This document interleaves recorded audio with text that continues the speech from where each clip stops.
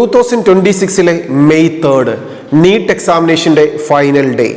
ഈ എക്സാമിനേഷൻ ഹാളിലേക്ക് പോകുന്നതിന് മുമ്പായി NDA നമുക്ക് 2 നോട്ടിഫിക്കേഷൻ തന്നിരിക്കുന്നു.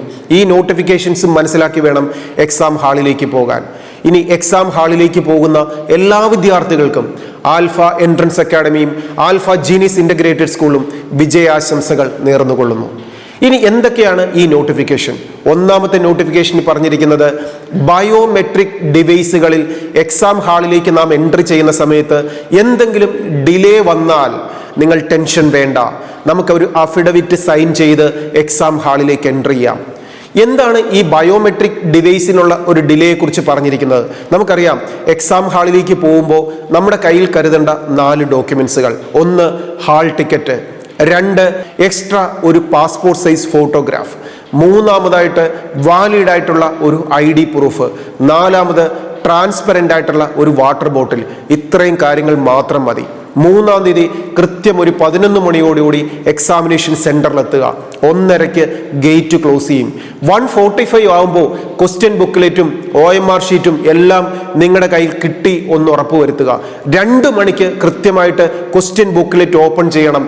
ഓപ്പൺ ചെയ്താൽ ആദ്യം ചെയ്യേണ്ടത് ഒരു മിസ്റ്റേക്കും ഇല്ലാത്ത, പ്രിന്റിംഗ് എറർ ഇല്ലാത്ത ക്വസ്റ്റ്യൻ പേപ്പർ ആണെന്ന് ചെക്ക് ചെയ്യുക.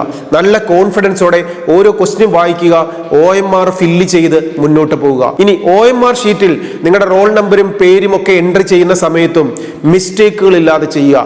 എന്തെങ്കിലും ഒരു മിസ്റ്റേക്ക് വന്നാൽ ടെൻഷൻ ഇല്ലാതെ പരീക്ഷ മുഴുവനായിട്ട് എഴുതാൻ പ്രത്യേകം ശ്രദ്ധിക്കുക. ഇനി ഒരു ക്വസ്റ്റ്യൻ ആൻസറായിട്ട് അറ്റൻഡ് ചെയ്യുമ്പോൾ ടിക്ക് അല്ല ചെയ്യേണ്ടത്, ക്രോസ് അല്ല ചെയ്യേണ്ടത്, കറക്റ്റായിട്ട് ബബിള് നന്നായിട്ട് ഡാർക്ക് ചെയ്യുക.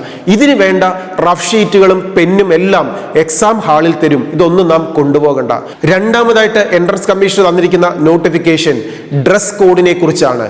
നമ്മൾ ഡ്രസ്സിനെ കുറിച്ച് ഒത്തിരി ടെൻഷൻ വേണ്ട. സിമ്പിൾ ഡ്രസ്സ് ധരിച്ചു പോവുക. പോക്കറ്റിൽ കർച്ചീഫുകൾ കരുതണ്ട. മെറ്റൽ പാർട്ടുകൾ ഒഴിവാക്കുക. കസ്റ്റമറി ഡ്രസ്സുകളോ ഫുൾ സ്ലീവോ ഇട്ടതുകൊണ്ട് പരീക്ഷ എഴുതിക്കാതിരിക്കത്തില്ല. നേരത്തെ അവിടെ എത്തണം.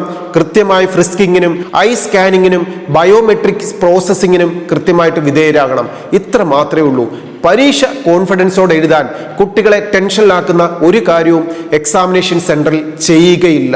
ഹൈ ഹീൽ ഷൂകളും പ്രിന്റഡ് ആയിട്ടുള്ള ഡ്രസ്സുകളും ഒക്കെ ഒഴിവാക്കിക്കൊണ്ട് നല്ല ആത്മവിശ്വാസത്തോടെ എക്സാം ഹാളിലേക്ക് പോവുക. ഇനി പരീക്ഷ എഴുതുന്ന സമയത്ത് അറിയാവുന്ന ക്വസ്റ്റ്യൻസ് ബബിൾ ഫില്ല് ചെയ്ത് പോവുക.